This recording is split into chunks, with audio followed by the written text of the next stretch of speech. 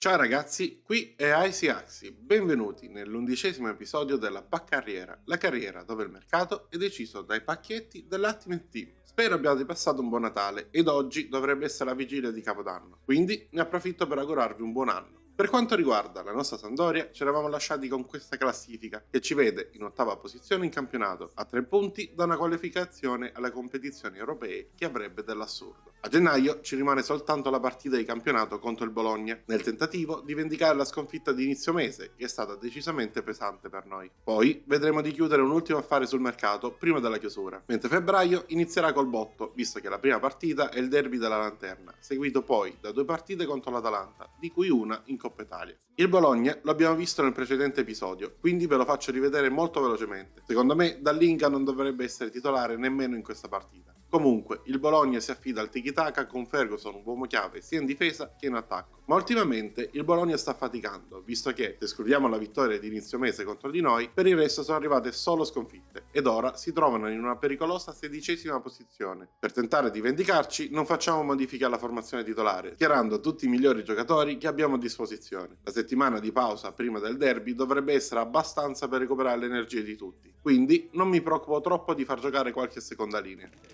The atmosphere is building as two sides worthy of the biggest stage get ready to clash in front of a packed stadium. All the action here on EA TV. È tutto pronto qui a Bologna per cominciare e saranno proprio i padroni di casa a dare il calcio di inizio al match.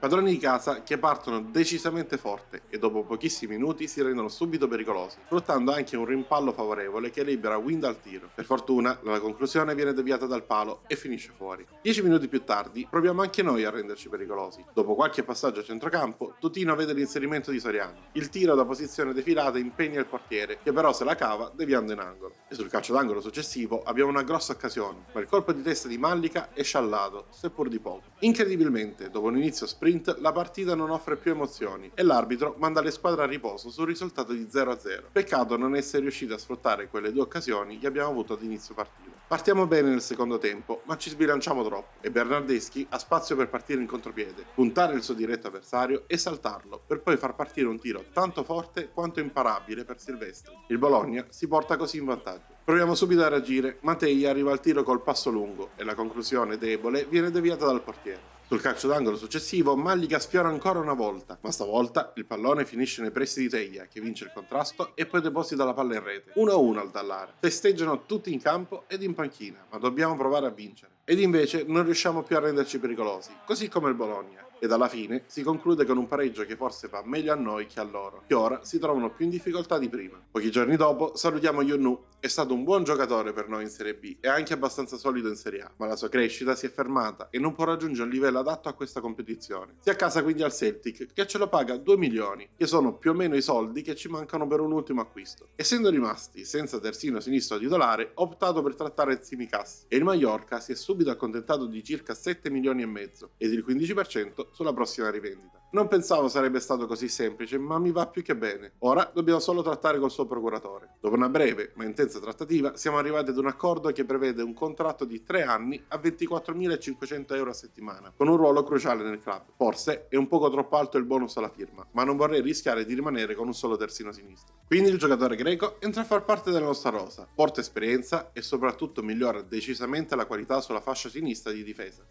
Alla fine del mercato di riparazione, il nostro 11 si presenta così. Siamo riusciti a fare un upgrade in alcune zone del campo, nonostante un budget che rimane risicato. Ora non resta che guadagnare punti che possano migliorare il bonus di fine anno. Ma ora c'è solo da pensare al derby. Dopo l'inizio di stagione shock, il Genoa è riuscito a migliorare la sua classifica. Continuano a schierarsi con la difesa a 5, ma nonostante alcuni giocatori interessanti, come Vitinha ed ovviamente Malinowski, stanno nuovamente soffrendo in termini di punti e come il Bologna nelle ultime 5 partite hanno raccolto ben 4 sconfitte. Non ci sono grossi cambiamenti alla nostra formazione, che vede ben 10 titolari, con il solo Ngoi al centro della difesa come novità. Ovviamente se non consideriamo l'esordio di Tsimikas, esordio di fuoco per il greco, che dovrà dimostrare di fare al caso nostro già dal derby della Lanterna.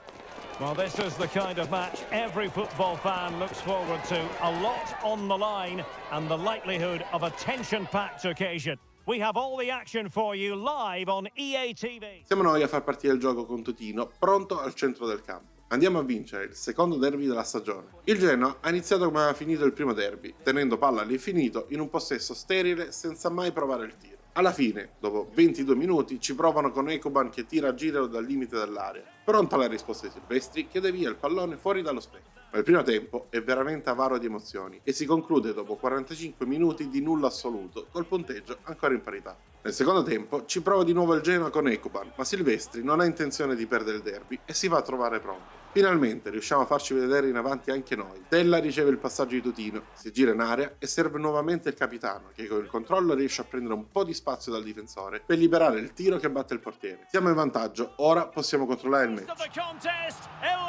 Il Genoa ha provato a reagire, portando tanti uomini in avanti, ma così facendo ha scoperto il fianco alle nostre ripartenze ed Estanis, entrato da pochi minuti, ha visto il movimento di Totino e lo ha servito in profondità. Una volta in area, il nostro capitano è rimasto freddo e ha messo a segno la sua doppietta, che è valsa, alla fine dei 90 minuti, i 3 punti, ma soprattutto la vittoria nel derby, il secondo di questa stagione. Con 2 derby vinti e con una posizione in classifica migliore, possiamo ritenerci al momento la miglior squadra di Genoa.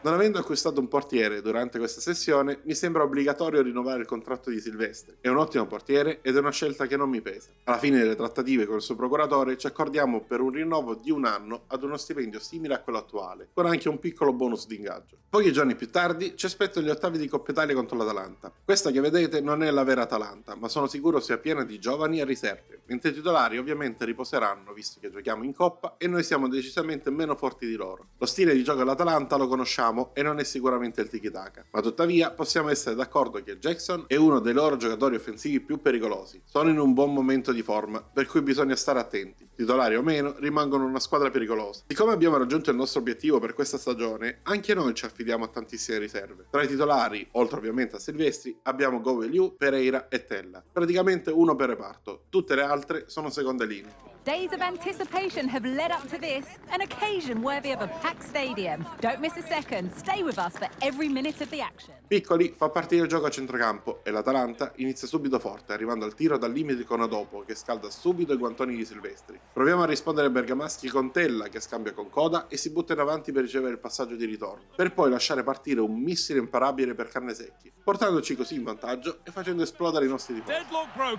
Ovviamente i giocatori dell'Atalanta non ci stanno e reagiscono subito, prima con Piccoli che prova un tiro uscito debole centrale e poi con Antugna che ha una doppia occasione colossale su cui interviene per 2 volte Silvestri, che salva così il risultato. A fine primo tempo siamo di nuovo noi a renderci pericolosi, Coda entra in area e serve al centro Stanis, che ci prova di prima intenzione con un colpo da calcetto, ma il tiro viene neutralizzato da Carnesecchi, molto bravo in questa occasione. Andiamo a riposo in vantaggio di una rete, c'è da aspettarsi che l'Atalanta reagisca con ferocia nel secondo tempo, magari inserendo qualche titolare in più. Come da previsione, parte subito forte l'Atalanta, con Jackson che prova da fuori area, ma il tiro centrale è facile preda ai Silvestri. Pochi minuti dopo ci riprova lo stesso Jackson. Stavolta il tiro dell'attaccante bergamasco è sciallato e non impegna il nostro portiere. Non riusciamo più a uscire dalla nostra area. Leimer recupera sulla 3/4 e Piccoli tenta il tiro che impegna Silvestri. Dobbiamo assolutamente reagire, ma non ci riesce e l'Atalanta parte in contropiede. Jackson riceve il passaggio filtrante di Piccoli, sterza e supera Silvestri con un pallonetto perfetto che vale il pareggio dei padroni di casa. Finalmente riusciamo a reagire alla pressione dell'Atalanta e Soriano penetra in area, ma il tiro del trequartista è sciallato. Il difensore lo ha sbilanciato quel tanto che bastava ad ostacolargli il tiro pulito. Pochi minuti al termine della partita, Piccoli protegge palla e scarica per De Ketelare che serve nuovamente il compagno. Bravissimo a battere il portiere. L'Atalanta completa così la rimonta con questo gol dell'attaccante italiano e pochi minuti più tardi finisce il match. Usciamo sconfitti dopo essere stati a lungo in vantaggio. È un peccato, ma non sono così deluso. Le energie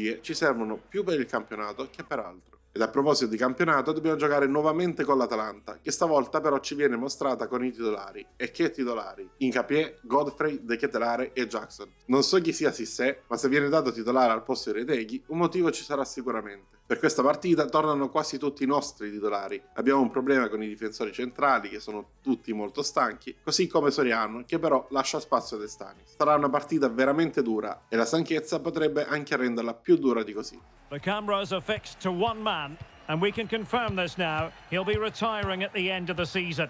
Stay with us, you're watching EA TV. Tutino fa partire il gioco, ma è l'Atalanta ad avere la prima occasione con Retegui, che alla fine parte titolare. Buona la risposta di Silvestri, che si deve ripetere pochi minuti dopo per ben 2 volte consecutive sullo stesso Retegui. Una doppia parata clamorosa del nostro portiere, che, come al solito, dimostra di valere ogni centesimo del suo contratto. Siamo quasi a fine primo tempo ed è ancora l'Atalanta a rendersi pericolosa. Berenguer scappa sulla sinistra, rientra sul destro e da giro batte un incolpevole Silvestri, che ha tentato di tenerci a galla il più possibile. Certainly doesn't flatter them. Good value for it. Il primo tempo finisce con i padroni di casa in vantaggio. Vorrei poter dire che reagiremo nella ripresa, ma la vedo dura vista le premesse. Passano davvero pochi minuti dall'inizio del secondo tempo e De Ketelare vede il movimento sulla linea del fuorigioco di Retegui. L'attaccante dell'Atalanta stavolta è lucido e freddo e non sbaglia, portando i suoi sul 2-0. Pochi minuti più tardi ci prova Jackson, stavolta il portiere riesce a parare il tiro. Poi ha un'occasione anche il trequartista belga della Dea, ma ancora una volta Silvestri riesce ad intervenire sul suo tiro. 4 minuti dopo però deve arrendersi a De Ketelare, che con un pallonetto al bacio riesce a superarlo e a chiudere il match, che si conclude quindi sul punteggio di 3-0 per i padroni di casa, capaci di batterci 2 volte nel giro di pochi giorni, sia con molte riserve che ovviamente con i titolari.